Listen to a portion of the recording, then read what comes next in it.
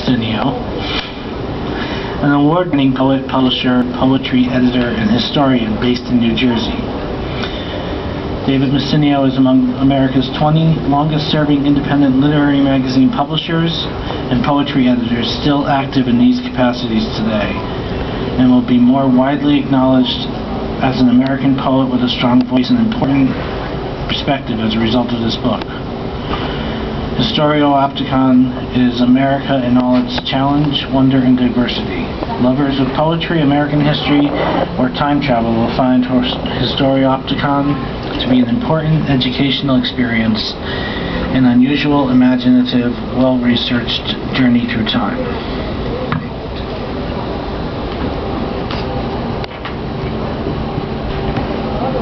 Good evening, everyone. Before I get to the poems in Historiopticon, I'm going to give you one or two poems from my earlier book titled Formal.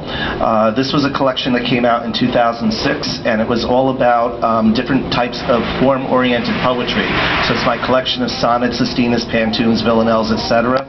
But the book also doubles as a reaction to right-wing extremism in America. So there's a lot going on in this biblical-looking book. I have two poems from this I'll share with you, and then we'll shift into Historiopticon and talk a bit more about what that's about and share some work with you.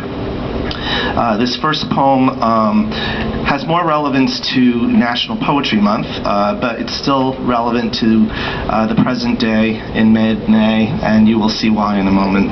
It's in the ballade format, and it's titled Ballade for National Poetry Month.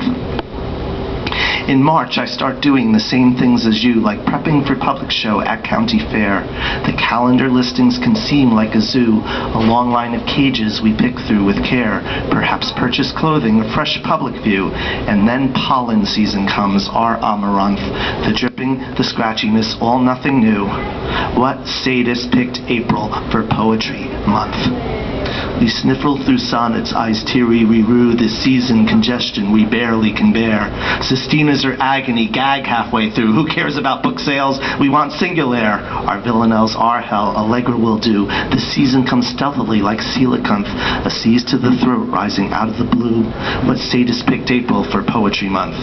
The post-nasal drippiness in my pantoum. That loud hacking cough back to disturb the air. That pregnant pause, brilliance? That isn't quite true. The Zyrtec has not kicked in, pull up a chair. My tankers are tanking, haiku na haichu. I'm fed up with filament, pain of perianth. My blood pressure escalates, I want to sue. What sadist picked April for Poetry Month? So pack your inhaler and come if you dare. It's tragic, our noses are like tragicanth. But nothing stops poets, we are hard to scare. What sadist picked April for Poetry Month?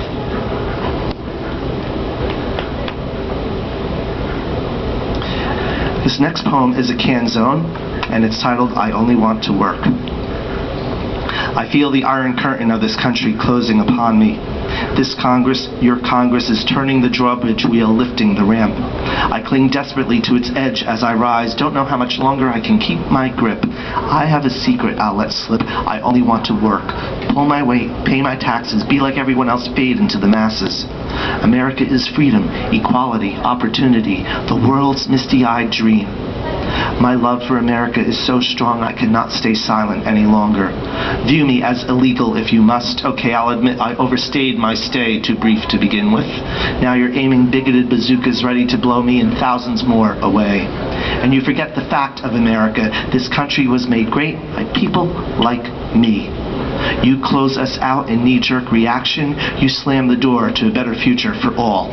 Consider me a cockroach to stamp under your foot. Can a fair solution be afoot from this hyped-up hysteria? You'd think hundred thousands in senators' salaries would buy brilliance, or at least measured reason.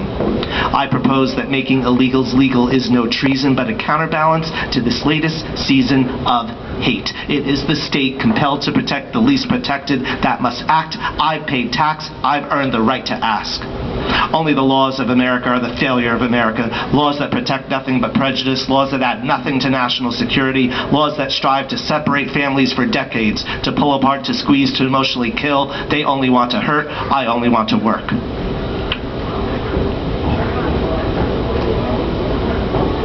Now we move on to Historiopticon. Historiopticon is a project that I had been writing new poems for since 1994. And the whole basis of the book is time traveling through American history. We start at the year 1100 and we go forward in time based on American history research. So within this 324-page book, in the back of it is a 40-page about the poem section where poem by poem we go and explain what in each poem is creative license versus what in each poem is based on historic fact and where I got the facts from. So you can find out, pick any poem and you'll see what source it is. There are YouTube videos referenced in here. It is a thorough re-education and rebalancing of American history, and I'm pleased to share it here in Connecticut as part of the fourth reading on what I'm calling the Fading into the Future Farewell Tour. But we start off with this poem in the year 1100 titled Cahokia. Sky afire, vermilion-streaked lilac. Cloaked in 20,000 small shells, his eyes span the panorama before him.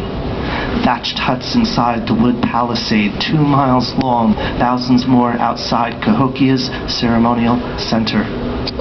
Atop this grandest of grand plazas, 41 football fields in size. He eyes the portion where they'll play chunky in tomorrow's day, tossing spears exceeding his size toward a stone. He'll watch as thousands cheer.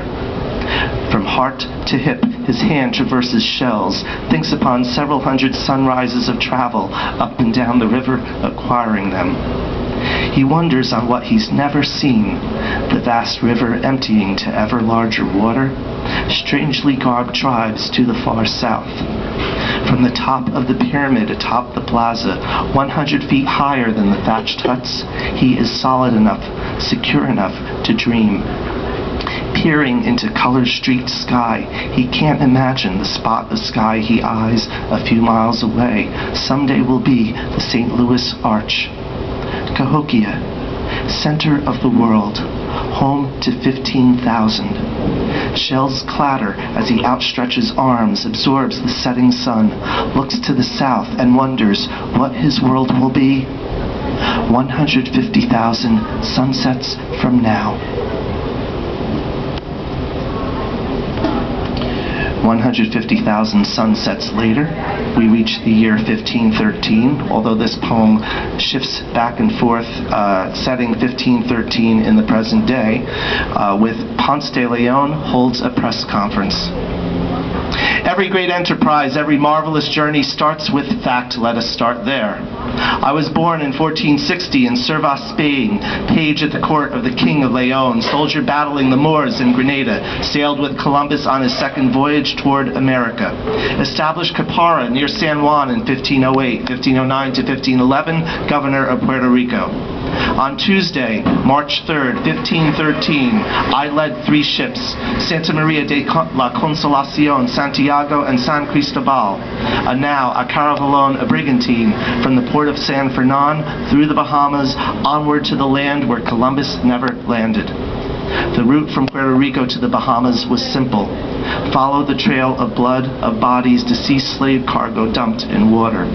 This was the easy part. Land, gold, prestige, legacy. These 4 things carried us forward to Florida, unsurpassed beauty topped only by potential for wealth, for power. I liked power. I owned 300 native slaves in Puerto Rico. If they disobeyed me, if they attempted to defect from me, they would face my companion Bercerio, snarling, snapping apart Aramac men, women, children. We did not land at what you call St. Augustine, wind taking us south to what you call Melbourne Beach. Landed, declared it for the King and Queen of Spain, left. It was so long ago, I can't recall who stepped off the boat first. My slave, my wife, myself. I can state one fact with full authority. My slave and my wife were my property. My footsteps were the only ones that counted. Age 52 for my first Florida foray. Age 61 when we returned to the West. February 1521, I gave it my all. 2 ships, 200 colonists, 50 horses, farm implements, livestock. We were here to stay. We were here. We created the first European settlement in this vast land, on or near Sanibel Island. You've yet to find it. My name is Juan Ponce de Leon. My beard, once blonde, now gray. My eyes, ocean blue. I am the authorized eyes and ears here for King Ferdinand and Queen Isabella. I am a Spanish conquistador. I got things done. And one more thing. With 4 children sired by age 50, I did not need a fountain of youth.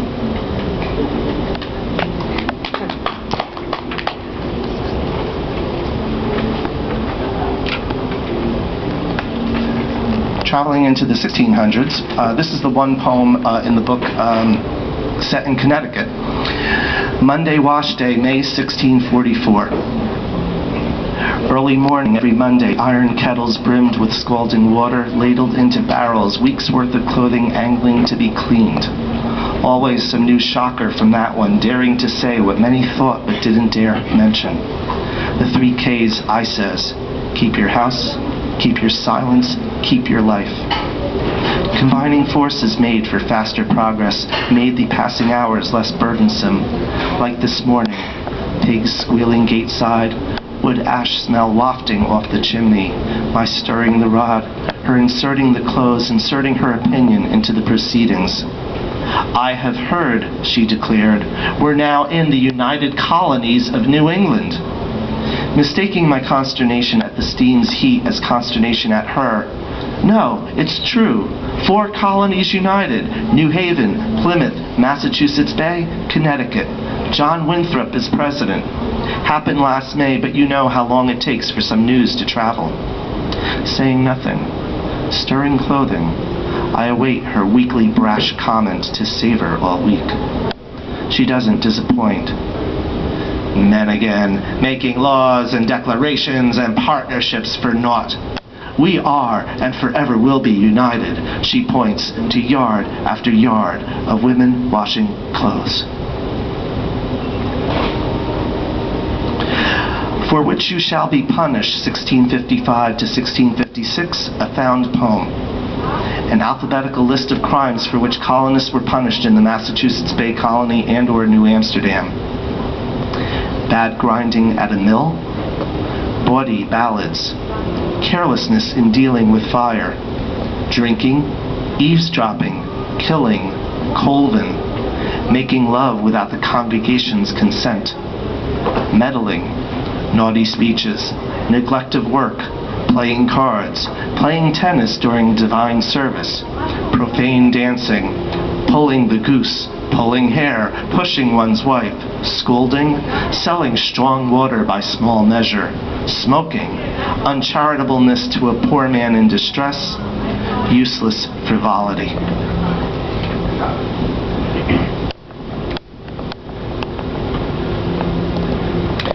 Shifting to Salem, Massachusetts, 1692, I have 2 poems for you. This first one is in memory of John Proctor, who died in 1692. It's titled, Evil in This Town. There is evil in this town. It assembles in the cloud, then drizzles down into Salem town and seeps into the proud. I watch the muscle pull. I see the body tight. I know the games of Abigail. I will not play it tonight. There is evil in this town. There is evil all around, from the haystacks in the fields to the weeds now gaining round. We don't look eye to eye. We each build up a shell. We think that God's forsaken us as winter turns to hell. I watch the wood notch wood. I watch the gallows rise as Abby sucks strawberries as accusation flies. There is evil in this town, dismissed as child's game, but now is gone, grown stronger, watches waits to call my name. It splinters doors in dark, it pulls the frail out, it stones the old and obstinate, it feeds on quiet doubt. There is evil in this town, and a justice that's unjust, but this will end quite quickly. I turn to God and pray and trust. The mystery of Salem solved. Wind whistled through their eaves, which spiraled through their rafters, quietly entered town. Leaded glass windows leered in jealousy. Houses must be severe, dark walnut clapboard. How dare Rebecca Nurse reside in colonial red, plant colorful flowers under her windows. Walkways must be drab, severe, frozen tundra or mud terrain, no deviation. The buildings in West Danvers conspired against the buildings in East Danvers, and the severe buildings sneered at the colored heathens downwind, and the snow and cold howled which entered the ears and mouths of villagers, and wooden floorboards screamed "Writhe!" and children contorted themselves accordingly, subtly instructed by the architectures of sorrow. Can you, citizen, look at Hoxie House and not see evil? As jails filled, as accusations accelerated, as neighbor pointed at neighbor, how could Judge Jonathan Corwin not believe in witches, returning nightly down his walkway, looking up to Raven Sky nightly, to the two black peaked hats, topping off his Salem home. And the buildings pointed, "Witch!" and their darkness spread its reach, casting malevolent marks, causing drownings, causing stonings, tearing the fragile fabric of community, pitting righteousness against reason, then and now.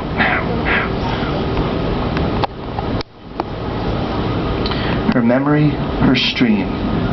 In memory of Elizabeth Alden Peabody, died May 31st, 1717, Little Compton, Rhode Island. This is a very interesting true story. Her memory, May 1717. Still sharp at 93, she remembers hogs and mud at Plymouth Colony, the way the scent of salt would come with the wind, colors of wildflowers, the spring, her stream. She remembers her lineage, first daughter of John Alden, first daughter of Priscilla Mullins, first white woman born in New England. She has brought 9 decades of memory to the closing chapter of her life. A farm-room cabin in Little Compton, Rhode Island, facing a dirt path and always the water. Prim and proper, tall and beautiful, she was the gold standard, living symbol of the colony's future, marker of hope in New England's new world. Keep a household, keep it tight, set the tone, be the ideal. She'd be Eve to her husband's Adam, feeding the lineage, towing the line. She didn't write. Possible she didn't read. Her husband, town clerk, handled those.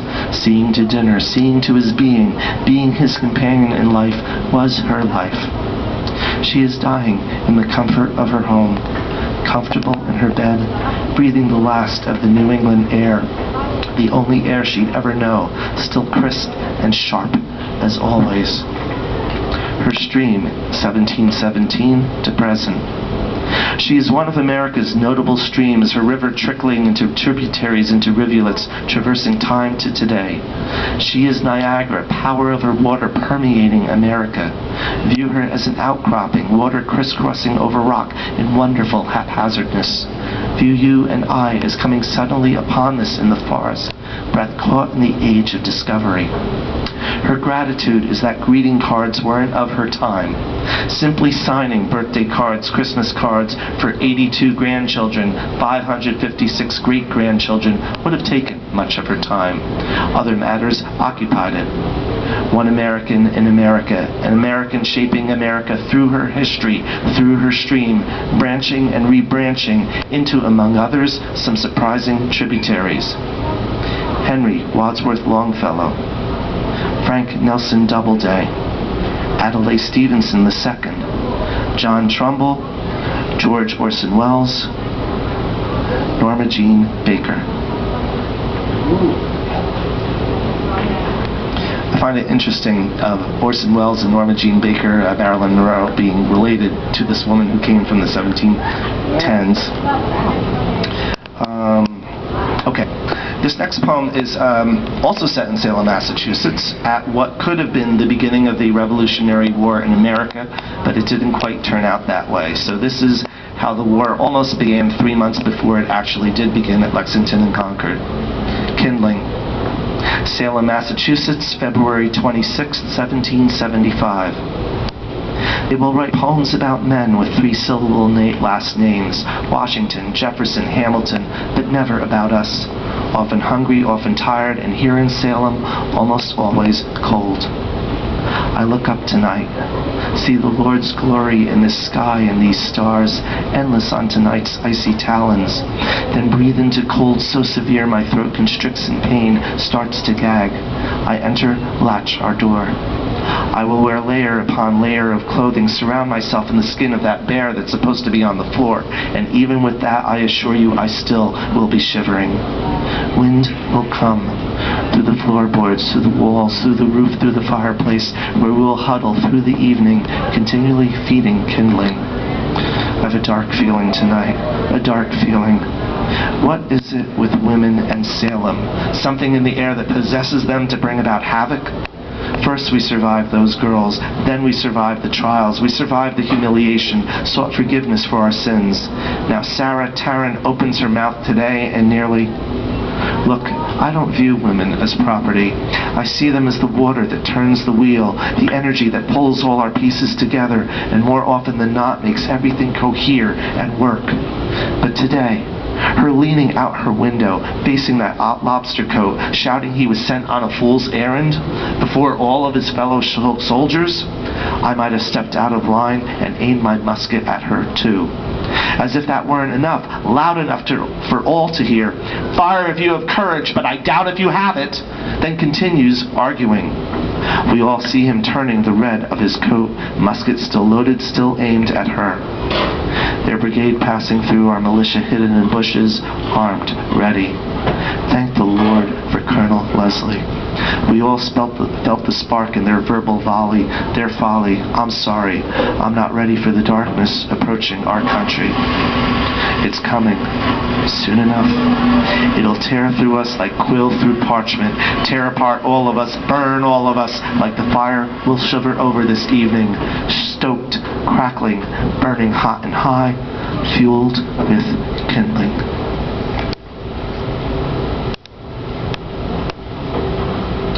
I'm going to shift and do one poem per century, bringing us from the 1800s to the present. This is one from the Civil War area, titled The Cross-Dressers of Antietam. Women occasionally disguise themselves as men in order to serve in the American Civil War.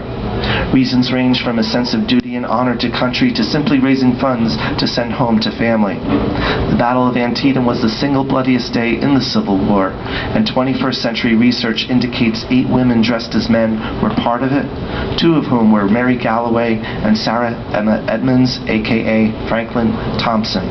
So this poem is from the perspective of one of those women. Everything becomes private. A bevy of boys is naked in front of you in the creek, in a rare moment between battles. You wish you could join them, days of scorcher in these GD woolens, but you can't be seen naked. They'll know. Every moment becomes a challenge, a near miss, a sigh of relief. Wipe the sweat from your forehead. This dirty bloody mess is well nigh on 4 years now, and you have a concern. The young'uns joined in 1861 are now starting to shave, and if this goes on 2-3 more years, they're going to start to wonder about you. Some may already wonder about you. Do they whisper over the campfire at night? Is there an ominous hush behind the wail of the lone harmonica? Tying your breast down is a daily pain. You're a private nightmare, but you're still alive. It seems so little to give.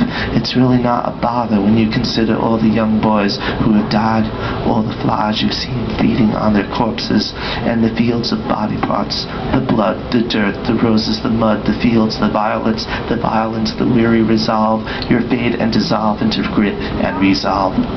You look at their faces and wonder, am I the only one? Is that a boy? Or am I looking into a looking glass into my own future? Remind yourself you have a name. It may not be your given name, whatever they're calling you these days, a world away from dresses and dolls. Someone may say you don't look a day older than when you came in, but your eyes remain the pains into your pain. You may never know Antietam numbers. 3,654 killed. 1,771 captured or missing. 18,292 wounded, all in one day. September 17th, 1862. American bloodbath on a steamy afternoon. Now it's 1865. The throne, the mangled, the war-worn, and you. Women's work is never done. Don't meet their eyes. Reload your gun.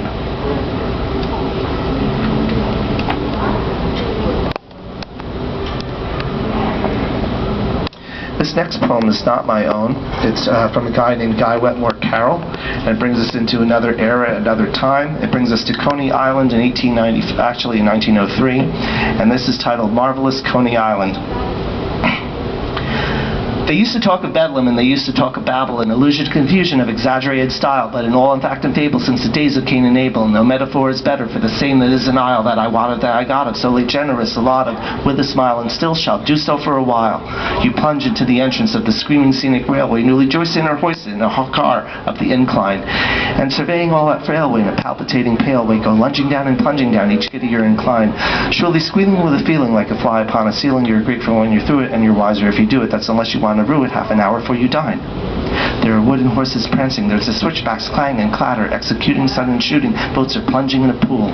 Every step a nervy shatter, but it really doesn't matter. It eases one and pleases one like getting out of school. So, approving series of moving and novel kind, grooving each moment of your pleasure, searching for a wild to pleasure, you will find the place of treasure for the periodic fool. Or the voice of Coney Island as alighting from the trolley, you find her and remind her that your deed should be excused with what bombulation jolly. She replies to this your folly. She reckons you, then beckons you. Your suit is not refused. She's a siren that a Byron might have lavished all his fire on. She's a sorceress that spells you, that attracts you and repels you, and I mean the things she tells you when you want to be amused.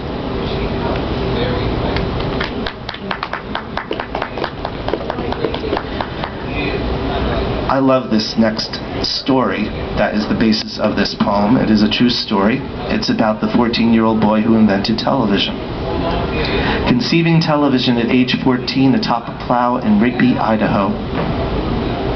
Steam rises off a field of potato. Philo looks high and low at parallel lines row by row, but this alone is not the scene he's pondering at age 14. No, he rubs some dirt, the soil moist, pats sweat off his lengthy forehead. Not much choice today, this scene in Idaho at age 14, a time of swimming holes and having fun, this humid summer of 21, yet here he is with horse and plow, his mind getting all fanciful again. He dreams of pictures that fly through the air, but how? The stack of magazines in attic loft, the summer boredom scene setting in, and row by row it goes. Throughout the afternoon, boy knows of spinning discs and of machines trying to break images to electricity, but that takes speed they simply do not have. He taps his forehead, think. A drink of lemonade would be quite keen right now, the blade of plow at rest atop the soil. Like many teens with magazines, he dreams with quiet passion, magnets and electrons, light into electric, back to light. This might work with a cathode ray. Yes, any teen who spends time with electric magazines in attic lofts in Idaho in 1921 would know about a cathode ray. But here today, in steamy heat, a wisp of hair has dropped across his brow. A sweep of hand from forehead top to back, edge of right thumb at rest atop his ear. It's clear that speed and size of image is the key. You see, the image is a block. You have to break it down to microscopic size. He yawns. His teen eyes close. His eyes reopen. Size. How do you break the picture block to manageable size? He eyes the plowing of the afternoon potato field, Idaho. I just don't know. He shakes his head, then looks down at the soil, the hard work, the keen work, the neat work he has done. It'll come. The sun still lingers in the sky, and when it sets, all fireflies and stars, and no more toil. I do good work, a smile. Look at those lines of soil, a perfect line atop a perfect line, row by row by row.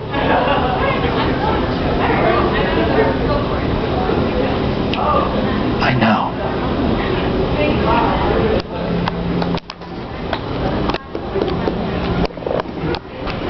How much more time do I have? You have going to read you a poem I haven't read in a long time. I like this poem. It's about the silent film era star Clara Bow, and I love doing this poem with a microphone, so I hope that you enjoy this.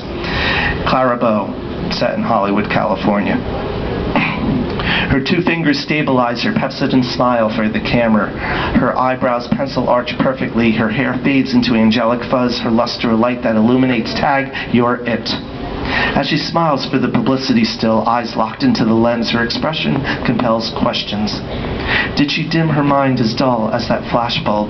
Did she blank out Brooklyn, cast out Coney Island, dial a phone number that didn't include Dad, his no-deposit bottles, his rages, his beatings, white walls she washed out with a Hollywood smile, walls her teeth faced in one moment, her arm slammed against in another? Another shot. A Mona Lisa smile. Left arm raised, thumb surrounds dark velvet. Right arm lowered, heart's right curtain. Shoes glitter silver.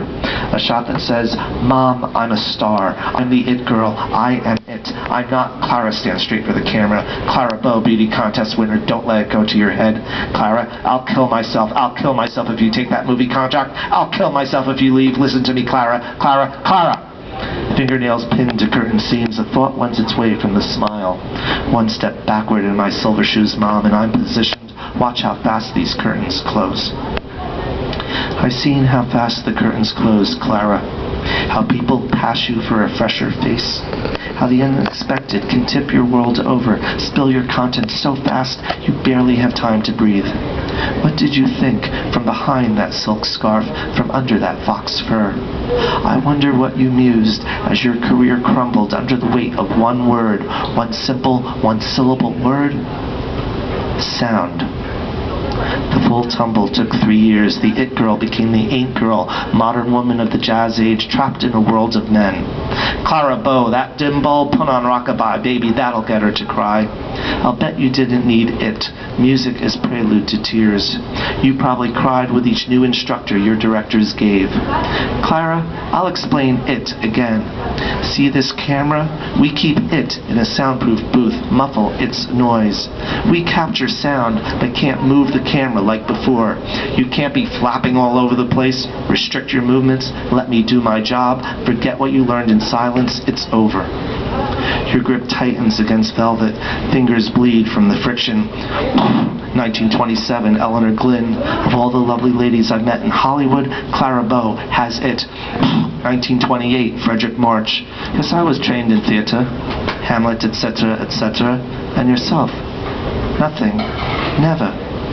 Oh, I see. 1929, Louise Brooks.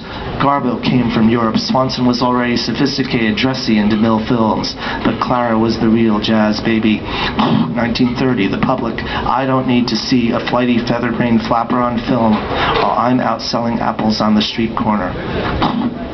Years rolled by in a slow, sad newsreel. You waited for the flashbulb to again, but all you heard was the click. Click. The sanatorium door. Clara exits stage right. Click. The sanatorium door. Clara enters stage left. Click. The sanatorium door. Clara exits stage right. Click. The sanatorium door. Clara enters stage left. Pop. That's not for you, Clara. It's the turn of a propeller plane as we end the 1930s. Flash! That's not for you, Clara. It's 1945. You're watching Hiroshima. Click. It's not for you, Clara. It's the turn of a TV channel. 1962. The Cuban Missile Crisis. America's eyes all turn south. None are on you. 1965. Your coffin closes. You re-enter the silent era. This last moment of sound you waited so long to hear. Extra! Extra! Clara Bow dead!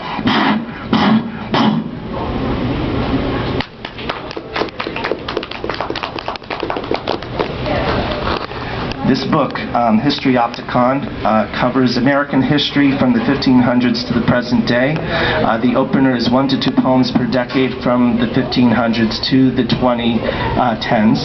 The second part, Historiopticon, is the Historiopticon is the name of the time machine. So basically that refers to poems where people from the past are set in the present and people from the present are set in the past. And then the third part, when time travel became real, refers to being able to see concerts on YouTube that you were never able to attend live, and all the things that social media and the future brings. And there's also an element in here that talks about the importance of friendship and loyalty over time. So I have, yes? Do you have anything about Shakespeare? Because it focuses on American history, no, not in this book. I do have a sonnet, though, that I'll read as part of this. Okay, I turn to this one. And part of what I try to do in the book is, as it says on the back cover, treading common historical ground in uncommon ways, and including and examining the lesser-known histories of women, Native Americans, African Americans, gay men and lesbians, and others. Historiopticon is a fascinating, compelling, and accessible read. So I'm going to read this poem, which is about a man named Bayard Rustin, who organized the 1963 March on Washington. So this is American history, but it's not the history that you learned in school, and you're about to hear the reason why. Bayard Rustin organizes the 1963 March on Washington. "I have a dream, dream, dream," he thundered to thousands, but even the great Reverend was no saint. Seeing them arrive on hundreds of buses to organize barricades, ample bathrooms, white America predicted all kinds of horror, as the unenlightened typically do. What they saw were neatly dressed people, intent listening, few if any problems, a masterpiece of theater staged for television and a world audience. Dazzled by Dr. King, few wondered how it all happened. How the hundreds of bathrooms, how the neat box lunches. Bayard Rustin. His name was Bayard Rustin. Tall, thin, African-American, intellectual, spectacled point man for Dr. King.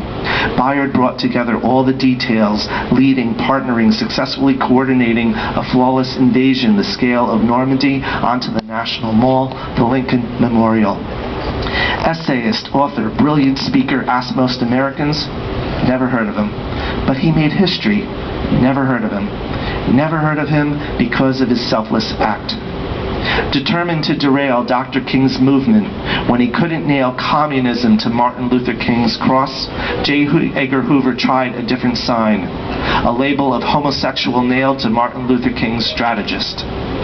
Fearing that accurate tar brush, fearing it could undermine the civil rights movement just as that freedom train was gaining traction, Bayard Rustin offered his resignation after years of service guidance to Dr. King.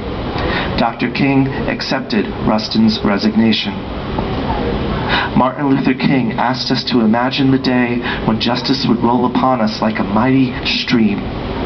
Now that that tide at long last has begun to turn, perhaps it's time to acknowledge, remember, thank the homosexual who helped channel all that water. Shifting to the 2010s, this is a poem that kind of works a little bit of religion into it, based on a true story. In memory of a Tyler Clementi, Rutgers University student, To Be or Not to Be. Starry, starry night. Grab the cable at your left. Pull yourself to railing's edge. Pause a moment to absorb the view. Oh, they are going to pay. They are going to pay in a big way. No quiet ending in a quiet room for you. You planned your plan and sadly carried through. Now the world's again askew. Gay leaders wring their hands and cry, what can we do? Well-worn cycles resume anew, while I wonder, why GW? There's a message in your choice. Perhaps a thought you couldn't voice. Perhaps a telecast that troubled you. A Valentine's message from a GW calling you the greatest threat to marriage he had met. And the thing we must forget, the thing we never, ever state, is how 1,000 points of light interrelate, how each small bulb clasps its glow of hate, and how collectively they overwhelm. So call to task those at the helm. It's not just what kids see in school that lead their charge, but what they hear and see in the world at large that makes them ask to be or not to be, that makes us all live through more tragedy. Yes, there are evil women and men who spew their hate of gays time and again. They often call themselves Republican, Muslim, Mormon, sometimes Christian. But to counterbalance all of them, to bring their hatred to an end, we need each and every kinder soul like you. I wish you'd understood this before you dove toward New York's promise, its blinding skyline lights, its river view. And I don't want to end there. I want to end on something else.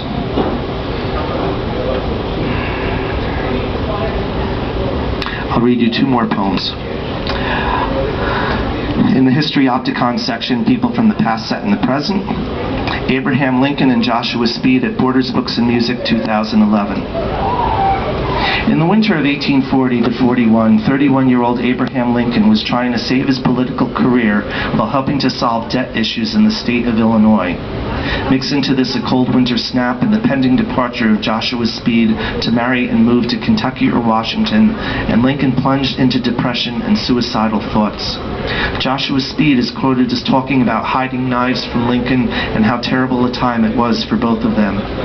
In early January 1841, Lincoln disappeared for several weeks, presumably under a doctor's private care, and was not seen publicly again until January 20th, 1841, where he appeared, according to one source, quote-unquote, emaciated and gray. Now, there is no evidence that Abraham Lincoln and Joshua Speed traveled together on a time machine to the 21st century during that time. And there is no evidence that they didn't travel on a time machine during that time. That tall drink of water and his handsome companion engrossed themselves in individual explorations. Lincoln's jaw drops at the face-out book.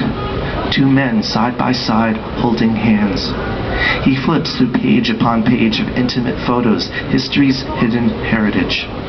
Sharing a small bed with Joshua, they'd never discussed their spooning in the silence of night in their second-floor office in Springfield, Illinois. Turning a corner of bookcases his height, he is as startled to find two young men quickly unclasping their hands as they are to see him in top hat and suit. Joshua, ever pragmatic, is deciphering the kiosk, this thing called a keyboard, the rotating ball, all black smoothness. All through his life, feeling destined for greatness, he's taken a shine to Abe for now, circumstance dictating the closeness. Kind man, best friend, depressed soul, Lincoln in this age needs someone to idolize. Speed provides, always with caution. If this gets out, our futures are over when they barely begun. Why else, in the 21st century, do we have most of Lincoln's letters to Speed, almost none of Speed's replies? Speed searches by subject, Joshua Speed. Overwhelming to imagine Lincoln and Speed absorbing all their America had become, but Lincoln's lawyerly mind fixes on one thought. Speed and I can be a couple. Smiling broadly from ear to ear, Lincoln hastens to find his friend. His friend, in turn, thrilled to see his name inspired 100 books or so, decides to amuse himself further. Speed pulls up the screen requesting subject. Speed types in subject, Abraham Lincoln. With Speed comes the reply, 15,468. His already high-pitched voice higher with excitement, Lincoln makes an impassioned plea and scholarly case for him and Speed to stay in New Jersey despite the depressing surroundings of the closing of Borders, the fixtures for sale, chairs piled in the cafe. Speed simply replies, "We have to go back." But, Abraham, we have to go back, and points to the screen. Abe's hopeful joy changes to crushed and crestfallen, changes again at his first glance at the screen. Lincoln eyes Speed in confusion, almost horror, then simply stutters, 15,468? How in God's name can this be possible? And for my last poem, I have a sonnet.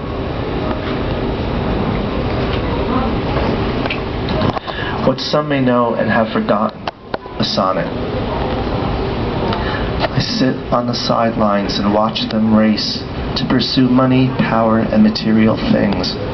Forgive me, I don't care to pursue this chase. I know the joy one true friend brings. I assign it high importance as Aesop did, and Cicero and Socrates, good company. In this temporary century,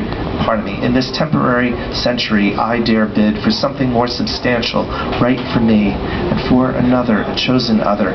Friendship is a bond, a trust for two. Not mother, father, sister, brother, but a sharing of ideas, a bridge to you. One true friend dispels darkness, brings hues of color to life. Once found, never lose. I want to thank you all for listening to me this evening. If you're interested in either of the books, Formal sells for $20, Historiopticon sells for $25. If you can't purchase it today, I have slips with where you can purchase Historiopticon on computer.